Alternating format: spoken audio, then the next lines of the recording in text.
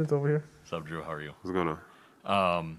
Well, I guess real quick, I know Devin was asked about this the other day. I know where your focus is right now, but will you give yourself a few minutes to think or reconsider about Team USA, considering what they're going through, the world's going through, that type of thing? Or are you kind of just all in on that, and when you get to it, you will? I mean, I watched the games. Right. I guess I didn't know with, like, the Bradley situation, obviously the COVID. No, I heard about like all that. Yeah. But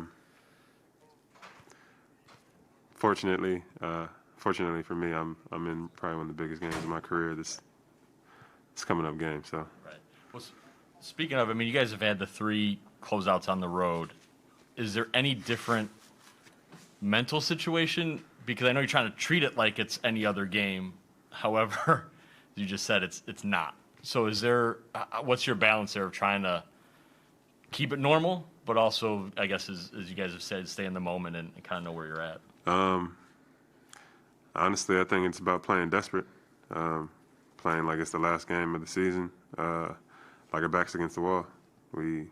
Like we said, we got a good win that 5th game, but the job's not done. And yes, there'd be no better place to do it than at home, but we also got a great team over there who doesn't give up and plays well together. And so, yes, we have an opportunity, and we just got to really focus on and play for ourselves. All right, we'll go to Dwayne right here. Yeah, Jrue, you guys are averaging 17 transition points, had 21 in Game 5. What's been key or keys to that, you feel? I think it's just being aggressive defensively without fouling.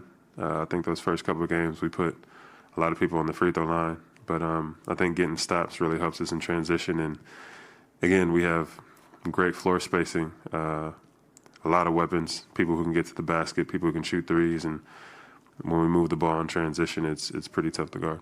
Quick follow-up. Obviously, much is made of the lob to Giannis, but you slowed it down to give him that space to get to that spot. Just maybe take me through that for you and seeing that. Was that going in slow motion for you? Because that's obviously a pivotal point in the game. Maybe just take me through that. I mean, honestly, after the steal, I think I looked behind me to see if anybody was coming. I think I looked up at the clock to see how much time was left, and I was going to back it out. And I just saw Giannis running, and he was calling for it. So at that point, I think it was me, him, and Chris. Maybe Tuck was back there too, but me, him, and Chris. And, I mean, I threw it as high as I could just so that he can get it.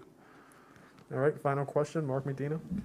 Hey, Jrue, how did you weigh just the different variables of ultimately playing for Team USA, just knowing, the compressed nature of the schedule, but also wanting to take advantage of this opportunity? I guess, honestly, I just felt like I wasn't going to stop playing. Just continue playing basketball, which is what I love to do. Yes, there is a component of playing for your country, playing for your family. My wife being a 2-time Olympian was also a factor. But I think not having a break and just feeling like, well, we're in the finals. Why not just continue playing basketball? Is there a certain approach you're taking with this, knowing you have another responsibility and a tight schedule? Say that first part again. What's your approach with being able to navigate this through a tight schedule? Win a championship and just go from there. I feel like the goal for us and one of the dreams for me since a little kid was winning the NBA championship. So that's the main focus, and that's what I'm focusing on right now. All right, thank you, Jrue.